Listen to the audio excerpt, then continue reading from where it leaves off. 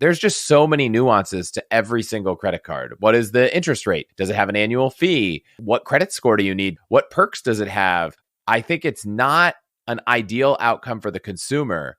However, I think that because it's complicated, the more informed you are, the more you're able to, I guess, take advantage of what's out there. Whenever there's information asymmetry, it's like if you have the information, you can actually end up better. So yes, it's complicated, but if I can help people learn how the system works, I can help them fight back. Earlier this week, I was in London for TransUnion's Financial Services Summit. It's an event that holds a special place in my heart and indeed in my career. Presenting research at the 2019 edition was my last act for the Hong Kong team, just as presenting at the 2021 edition, then still virtual, was my last act as a TransUnion employee overall. And as a guest, it was an equally valuable experience. Albeit after seeing so many old friends, I had a slightly rough start to the next morning. But let's go back to that event in Hong Kong. There, my boss and friend Charlie Wise presented my favorite piece of research I've ever done. It was a study born out of an earlier mistake in a way. You see, I'd previously been asked by clients to look in the data for drivers of market share. And long story short, I'd come to the conclusion, like many before me, that if you wanted a bigger share of total credit card spend, you needed a bigger share of total credit card limits. But then I realized something. Measuring market share at a total level is for schlubs. It's something I'd always done, maybe because I'd come from big banks where it does kind of make sense. But when you get down to it, market share is for sale. If you want to be the biggest credit card in the market, you can be, for a price. What money can't so easily buy is the title of first card in wallet. And that's what my study was about. I had recognized that one of the credit bureau's greatest data assets is the fact that they can see which credit cards coexist in any one wallet. And that's really where the action happens. So some context quickly. In Hong Kong, if you have a credit card, you probably have 4 or 5 in your wallet. In a 4-card wallet, the favorite card got 75% of all spend on average. The second card in the hierarchy got 15%. 3 and 4 are fighting on the ground under the table for scraps. So if you genuinely want to grow your card spend or your card balances, you could spend billions to get your card into 5 times as many people's hands.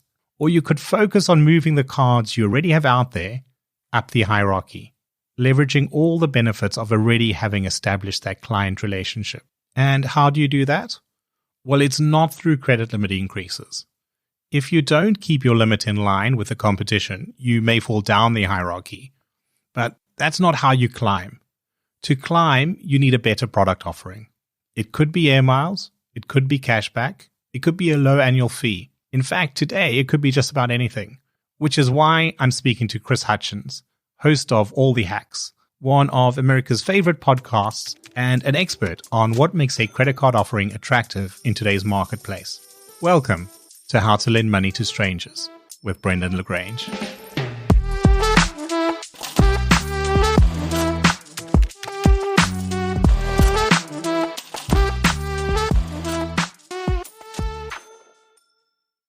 Chris Hutchins, host of All the Hacks. Welcome to my little show. I'm just back from a holiday in South Africa, which I mention now, well, because everyone listening should visit if they haven't, but also because a trip to South Africa marked a pivotal moment in your own life. So let's change things from my normal structure here and start the episode by saying you're in the airplane, you're flying south, sitting next to your wife. What are you doing and how did you get there? Well, first off, thank you for having me. I haven't traveled like I traveled in that story, so you're bringing back really fond memories. You'll learn through this conversation that I'm a bit of an optimizer. So the trip to South Africa was maybe the most convoluted path I've ever taken. So we lived in San Francisco. We wanted to get to South Africa. So we flew from San Francisco to DC, where my family was. We said hi. We took a bus up to New York. We flew from JFK to Cairo. We flew from Cairo to Khartoum in Sudan. We flew from Khartoum to Nairobi, and then Nairobi to Johannesburg. And so we land in Johannesburg with no agenda. We had no hotel. We had no plan. We had nothing. She was done with a company that she didn't like working for, and she was ready to move on. And I was doing some freelance work, and we thought we should probably just take a trip.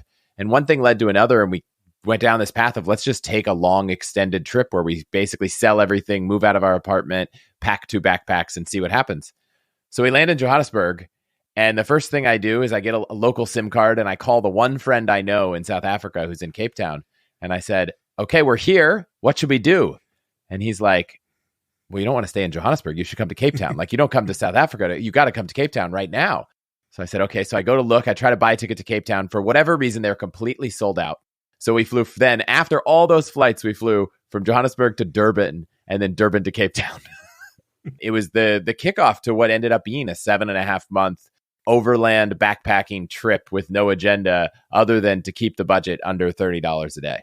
A life-changing trip, I'm sure. But tell me, before you took this grand adventure, what was your career like? What was your life like leading up to that point? When I graduated college, about, let's say, 6 months before, I didn't know you were supposed to get a job before you graduated. I went to a state school in Colorado. It just never, no one ever kind of told me, oh, you need the job, far enough in advance. And so I didn't know what I wanted to do, but I didn't have time to figure it out. I just said, what's the best job you can get out of college? And people said, oh, investment banking and management consulting. So I applied for a bunch of jobs and ended up getting a job at an investment bank and a management consulting firm. One of the jobs started 9 months after graduation. I accepted both. I just did one and I thought I had a 9-month option. And at the end of 9 months, I was like, investment banking isn't for me. Let's take management consulting. So I didn't really know what I wanted to do. I liked solving problems. I liked learning. Those careers afforded me that opportunity. But those careers are really poor options for people who, I would say, have that entrepreneurial itch. You get to a company and you're like, ooh, I have a really big idea. And it's like, well, we're not looking for you to do a big idea. We're looking for you to make this spreadsheet or this presentation or something like that. And 2 careers that don't famously leave you much time in the afternoons or the evenings to think about other things as well, I imagine. Not at all. And I went to this event called Startup Weekend. It was a bunch of engineers, designers, everyone just trying to create companies over the weekend. We built some silly product that was a Windows app that would remind you to stretch. But like in 2 days, we built a piece of software, we shipped it, and we had people that weren't just our parents and our friends and our family using it. And I was like, oh my gosh, like this is a career? Where can I do this? And everyone's like, you got to go to San Francisco. That's where all the startups are being built right now. This was 2007, 2008. And I was like, okay, that's it. I go to my company and I say, I would love to move to San Francisco. They had an office there. And they said, okay, we'll move you out there. No problem. I move out there October 2008. And then as soon as I get there, about a month later, they're like, thank you for moving out here. We no longer have a job for you. And I was jobless trying to figure out what to do in this new city. And, I wanted to be there, but I wanted a salary to pay the rent also. I was trying to figure out what to do. And I was like, God, there's so many smart people in this city. How do I just learn from all of them? How could maybe some of the skills I know help other people and vice versa? And so I had this crazy idea to start a conference for people who'd been laid off or who were freelancing and just didn't have traditional employment. And we called it Laid Off Camp. It was completely volunteer driven. No one made any money, but we ended up doing a huge event in San Francisco that got a lot of press. And that led to, I put up a wiki and was like, if you want to do one in your event, here's the email I sent to sponsors. Here's the schedule. Here's how I did everything. And I ended up helping, a handful of people put on events around the country. And there ended up being 20 or 30 laid off camps all around the country for the next year, maybe a couple in Canada, but it didn't make money. But I learned from the sponsors I had about a few opportunities to do some freelance work. You started getting obviously more into the startup space. When did that really convert into full-on business startups? Was that before or after you took that big trip? So I'd started working with these companies and realized like, this is what I want to do. I want to work at these, I want to build startups. I want to build companies from scratch with software. And however, my wife was kind of stressed out with her job. And I had these 3 consulting projects that all ended at the same time. And we said, well, let's just maybe before I go all in, let's take a trip. We put this map on the wall, like an actual physical map, and we got push pins and we said, where should we go? And we each had some pins and we started putting them in. And by the end, we were like, this is a lot of places. And I started doing research, and I'd never even thought about the fact that you could take a very extended trip. You could, pack your bags, and the budget you need, I think we each spent about $7,000 each for 7.5 months. And I know there are lots of people listening where $7,000 is a lot, but there's also, I know a lot of people who are like, I've planned a trip for 3 weeks that was $7,000. That trip was, I would say, a very pivotal moment for me because traveling around the world really showed me a lesson that I didn't know existed, which was everyone in the world does things differently and it works. We spent about 2 months in Africa, 2 months in the Middle East, a month in India, and 2 months in Southeast Asia. And like in those places, people live very different yet very similar lives. You know, they're all happy. There's family, there's food, there's the common things. But the way you live, the way you operate, the way you communicate, the way you walk and get around, it's very different in different places. And it still works. And I think I realized, gosh, I should never assume that the way I'm doing something is the most optimal way because I've now been exposed to so many other ways that are optimal for other people. And that really turned me into kind of a little bit of a crazy optimizer in terms of trying to find ideal outcomes, be it for business or personal or anything. That talent you've got for optimizing is obviously now being reflected in your podcast, All the Hacks. You're now making a career out of helping other people to navigate the complex world of points and miles to upgrade their life, their money, and their travel, I think is your tagline. So talk to me a little bit about your show and how you got from being really good at optimizing for yourself into making a podcast out of that. Ever since that trip, I've kind of had this, there has to be another way. And then when that expanded to other things, it just kind of became how I operated. So if someone said, oh, how are we going to, everything from raise our kids to buy a car to live in our home, I just thought maybe there's another way. So I didn't know there was a house hacking movement. But when we bought our first house, we saw this house that had 3 bedrooms and one of them had its own door to the exterior. And immediately we were like, well, great, we can buy a 3-bedroom house, which we couldn't necessarily afford, but we could rent out one room, lock it off to the house as a studio. That would offset the mortgage. And then in 5 years, if we wanted to start a family, we could just not have a tenant. Hopefully we could afford it more by then. And now we wouldn't have to go buy a new house. And like these things of just looking at everything from a different way and trying to understand how it might work. I think somewhere during the pandemic, I had a handful of friends say, hey, every time we have dinner, you're sharing these like crazy, unique little angles you're taking. But we haven't had dinner in the last year because nobody's really out having dinner.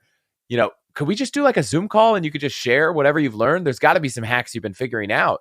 And I thought, maybe I should just record things for people. There's a company called Loom, which was like, lets you kind of record your screen and your voice. And I've become a big fan of it. And I thought, what if I just record this? I have a microphone. Maybe I'll just start a podcast. And maybe I'll not only share the things I love, but I'll go learn more of them because now I have this excuse to go ask the smartest, most interesting people in the world how they optimize various aspects of their life, things that I haven't figured out. So I started recording a few and sending it around. And next thing I knew, there were, hundreds of thousands of people listening to this podcast. And I thought, okay, well, this is my thing. Right now, it's about a third travel points and miles. It's about a third money, both deals and savings and kind of different hacks there, but also just investing for the long term. And then the rest is life, career, negotiating, family, relationships, happiness, everything else. And so each week we interview interesting people or I do an episode myself. Now, in that show, obviously, All the Hacks, you are focused on helping consumers to optimize their lives. Today, I'm going to mainly talk about credit cards. So you get a lot of consumers in there asking for help in what is the best credit card for them to choose or how to use their wallet full of credit cards to their best advantage. It leaves me wondering for my audience who are issuing credit cards, is its message getting through to the customers out there? Do you think is maybe a problem that someone like you is needed to really wade through this and tell somebody what's right for them? It's funny. I thought a couple of weeks ago, I was like, you know what? What if I could just build an algorithm so that I don't have to constantly try to understand what the best thing is now with the latest offerings? It could just sort through all the cards automatically. And I was like, okay, this should be easy, right? It should be easy to just rank order cards. And if you had some preferences, do it more efficiently.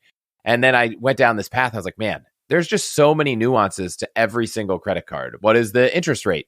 Does it have an annual fee? What credit score do you need to be eligible for it? What perks does it have? What credits do they offer to try to offset that fee? But not just what did the credits offer, but like what can you use them for? There might be a travel credit. And with one card, it's just spend money on travel and we'll reimburse you. But the other card, you have to go book in their portal, but they don't support all the airlines. So you could book flights, but not all the flights. And it can be complicated. And I thought, gosh, I don't know if I can make this algorithm. I'm still thinking about how I could do it and how to value points versus credits and those kinds of things. But I think it's not an ideal outcome for the consumer. However, I think that because it's complicated, the more informed you are, the more you're able to, I guess, take advantage of what's out there. Whenever there's information asymmetry, it's like if you have the information, you can actually end up better. So I tend to think, yes, it's complicated, but if I can help people learn how the system works and what is actually ideal for them or, for people like them, I can help them kind of fight back against a system that is trying to, in some ways, maybe be a little bit misleading is maybe the wrong word, but like lead with one benefit and try to capture you with something that maybe isn't as beneficial. Like this is the best card for X, but oh yeah, it actually has a really high interest rate. So maybe it's not good. They're not going to tell you, oh, it's not good for you if you're this person. Yeah, there's that sort of how much duty is there for you to fully explain the downsides. And in an episode that will come out probably just before yours, Elena Botea, who's written a book on the lending industry, and one of the exercises she encourages is to vocalize the worst aspects of your product. I don't know, like from the work that you're doing and finding out from customers out there, kind of what are they misunderstanding or what are they not getting? Do you think there is a way that the industry can get better at communicating these programs and the pros and cons of their products? This idea of trying to win the primary card is even harder because I can carry around, 15 cards on my phone and I don't even need a big wallet. But to your question, it might come at the expense of corporate profit, which I think is always a hard thing to come up against. So, a great example to me is in the US, if you fly United Airlines, the United Airlines card will give you 2 points, 2 United miles per dollar you spend on United. But the Chase Sapphire Reserve card will give you 3 Chase points that you can convert 1-to-1 into United points. So it seems to the average consumer like, gosh, I'm going to spend a lot on United. Of course, the best credit card for me is the United credit card. How could it not be? Like they're designing and marketing this card just for me. And in this one particular case, it's actually not the best card for you. Now, I tend to say that my rule of thumb is all of these airline cards are great for the benefits that come with them, the free checked bags, the maybe priority boarding, all those kinds of things. But beyond the perks, you really need to actually look in to find out, is spending money on this card actually the most ideal thing to do? And it's hard, for banks to make it more and more transparent. And I don't think they're doing a horrible job. I think it's very easy to learn all of the features and the nuances of the cards if you want to. But when you're trying to compete with hundreds of cards, the offering can't just be one thing. It's got to be 5 or 6 different things. And the more things you add to try to be competitive, the harder it is to stand out. The Citi Premier card is an interesting card that many people I know haven't really heard of. And it gives consumers 3 points per dollar on, I think it's gas, groceries, air travel, hotels, and dining, which is like all the major categories. Yet the value prop, even I, having given that statement multiple times, I always have to question, wait, what are the 5 things? Like it's not clear and concise. And so even I, as an expert in the industry, keep forgetting. Whereas I think what made Chase so successful with the Chase Reserve card, aside from a few other things, was they came out and they said 3 points on travel and dining. That was like the pitch. And when the Chase Sapphire Premier card came out before, it was 2x on travel and dining. And they tried to make the pitch so concise. They weren't trying to win you with other things. I think it made it a lot easier. But now even that card has been the Reserve is kind of not as popular. They've given some of the perks to other cards. And now to stand out, you have to come up with more and more benefits that make it harder and harder to explain. Let's stay in that space here about the features. Obviously, I think credit cards like air miles is long-standing, been around as a perk from cards. But in terms of the features you're seeing now that are attracting people or that are attracting you, What are the kind of best offers you're seeing out, or the best features on cards that you're seeing advertised at the moment? So if you talk to a lot of the industry folks, the Air Miles cards have gone down in popularity with the people, I guess, who spend the most time here. And the best feature that I think Amex was first, then Chase, then either Capital One or Citi, and then the other was allowing you to take points and transfer them to multiple places. And so I would say that was the biggest feature that's changed a lot of the perspectives in the points industry is I'm not tied into a thing. It used to be I either want Delta miles or I want cash back, or I want Marriott points or Marriott points, depending on how you pronounce it, or cash back. Now you could get a Chase point, which could be cash back. You could use it in the portal. You could go get a gift card, or you could transfer it to Hyatt, or you could transfer it to United. And that flexibility, I think, actually makes those points more valuable. But that flexibility also leaves many people, and myself often included, accruing points and then being stressed out about, okay, well, I want to make sure I use them optimally, but I don't know how to do that. And so I guess I'm not going to use them. And I think we've gotten this amazing benefit that might have some unintended consequences. So the transferability of points is a big one. I think for the consumer, the incredibly large sign-up bonuses that banks are willing to offer you in the United States, at least, and I know also in Australia and probably a few other countries, are just so wild. If you look at the value of some of these sign-up bonuses, they could be anywhere from $1,000 to $2,000 or $3,000 to get you to open up a card and spend, some money, maybe a few $1,000s over a few months on the card. And their hope is that you're going to stick around and be a loyal user of this card for, gosh, I have to imagine half a decade or more in order to pay back these huge sign-up bonuses. But for the consumer, it's a huge win. So my threshold is like, if they're going to offer you 70,000 points or more, that is a threshold where I'm excited about the bonus. And if it's less, I'm less excited. Unless it's hotel points. And generally, hotel points are about anywhere from half to a third as valuable as airline miles. So a hotel would need to be like 150,000 or more to be exciting to me.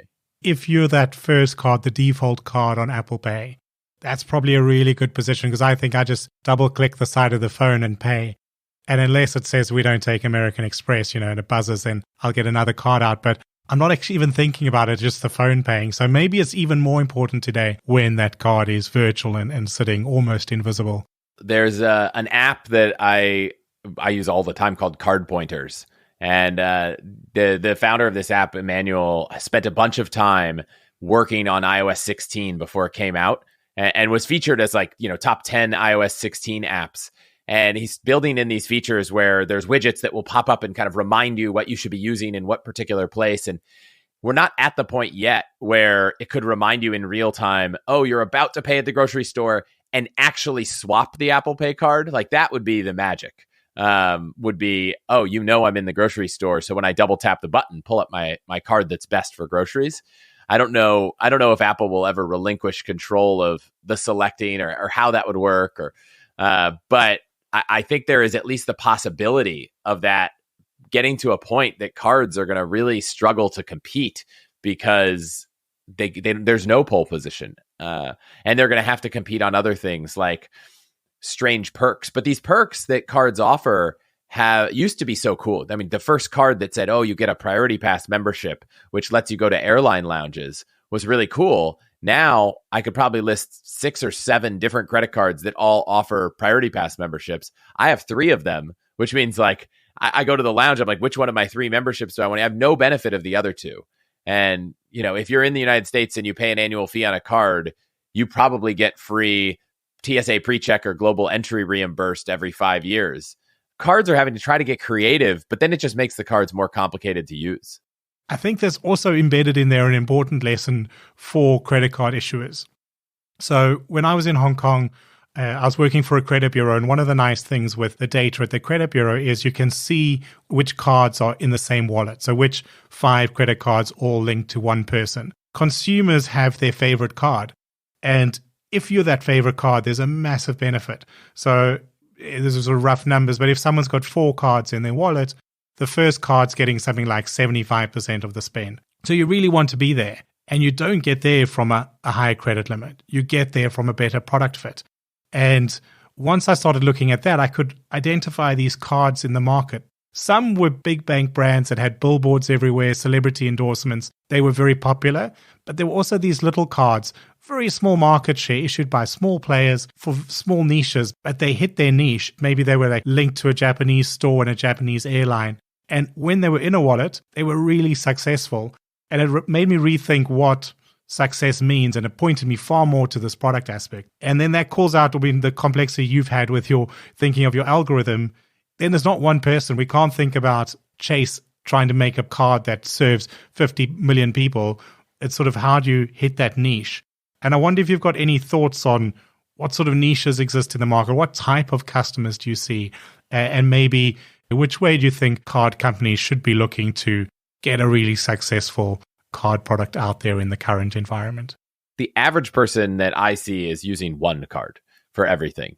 And maybe they have a second card tied to a retailer. It's surprising how powerful that point of sale, do you want 20% off this purchase at Nordstrom or Bloomingdale's or something, gets you to open a card, or at Target. So when I think about this question about niche cards and broad cards, the card that first came to mind to me was the Chase Freedom Flex, because Chase launches this card that gets you 1% cash back, and each quarter you get 5% cash back on a different set of categories, but you don't know what they are. So like, I think this coming Q4, it's like PayPal and Walmart or something like that. And I'm like, okay, but like, this can't be a card for me before I know, if I don't even know who I'm going to be able to earn, outsized rewards from. But it's a great second or third or fourth card on the off chance that, oh, wow, I think PayPal is Q4. You better believe that in Q4, I'm going to be checking out with PayPal on every retailer on the internet, to earn 5% back, which it turns out you can also convert to those transferable points. But it's a card that I think only appeals to the average consumer because it's a much easier card to get into with a lower credit score. And so I think one big niche area that I don't think has been experimented that well, and maybe it's because the cost of serving that customer is higher because lower credit tends to lend to, more default. But the entry cards, there's such a huge gap between what you get from the entry cards. I think if you're from the United States and you went to university, or even went to university here, there were people that walk around campus trying to get you to sign up for a card to get $20, to sign up for the card. And you get almost nothing. I don't even know if you get points on a lot of these cards that target college students. And, they don't offer any kind of credit protect. It's very easy to get them. You don't need high credit score. But the market for I don't have credit yet is currently served by cards that I think are I assume have to be quite profitable for banks because they're giving up almost nothing.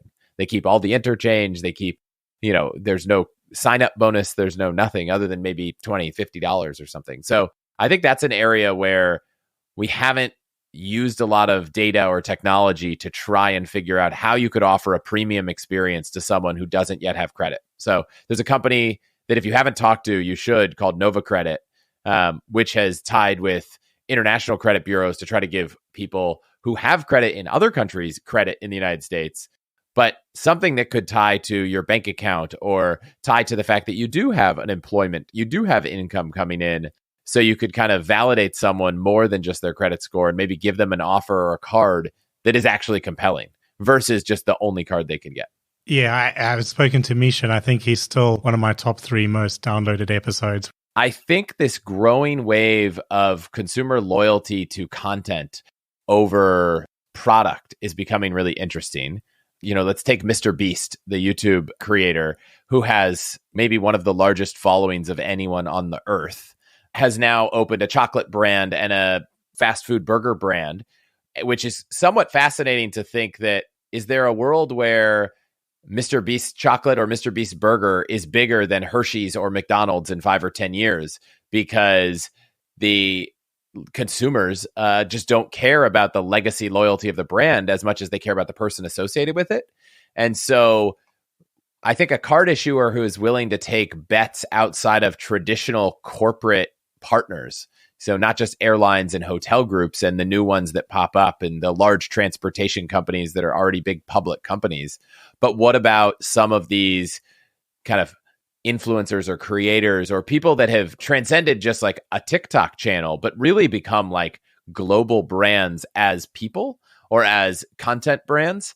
I don't know what becomes of that, but it would surprise me if there's not, a Mr. Beast card, sometime in the next few years. And, the loyalty that he has with his audience. And, I think is something that's not to be overlooked. And historically, the way it's worked is you've had companies like, I think Acorns has a card that's really more of a debit card tied to their product, but then they worked with celebrities to kind of endorse it. But why aren't those celebrities, issuing their own cards? And many of them have a household name, but not a household engagement strategy other than be in the movies every few years. But I think with content online, we now have at least a dozen or so people with massive, like bigger than, most consumer brand engagement with an audience that could be ripe for partnership for card issuers to do something with.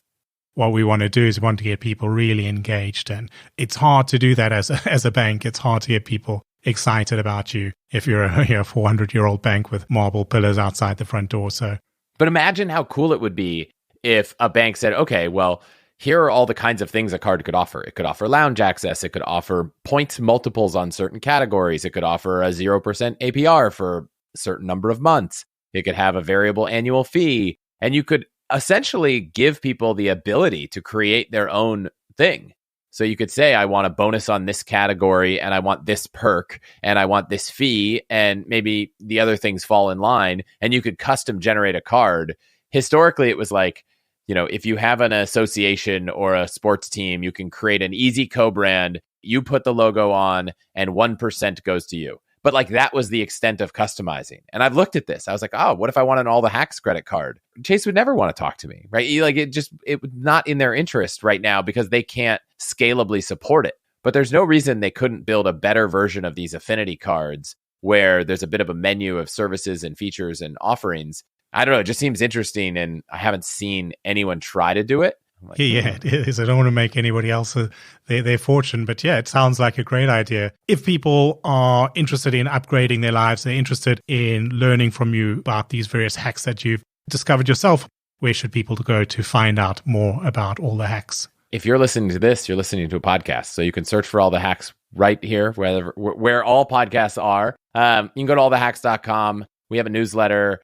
I would say normally if you're not a podcast person, then, we try to get a lot of the same content in the newsletter. But if you're not a podcast person, you're probably not here right now. But the website has all the old episodes, all the newsletter back issues I've written. You can email me. I share my email in every episode. So you just have to listen to one episode and you can get my email. And I try to answer all the questions from people about anything. You can find me on social media. I'm at Hutchins on Twitter. Perfect. I'll put all those in the show notes as well. But yeah, as I say, the episodes I listened to were just so dense with information. It's not just buy this card. And you really describe very well the sort of person it's working for and why you're making your recommendations. So everyone tune in. Chris, thank you so much for making the time to join my show. It's been a pleasure chatting to you. Yeah, thanks so much for having me. And thank you all for listening. Please do look for and follow the show on your favorite podcast platform and share the updates widely on LinkedIn, where lending nerds are found in our largest concentration. Plus, send me a connection request while you're there. This show is written and recorded by myself, Brendan LaGrange, in Brighton, England, and edited by Fina Charlson of FC Productions. Show music is by I Am Wake, and you can find show notes and written transcripts at www.howtolendmoneytostrangers.show or just www.htlmts.show, and I'll see you again next Thursday.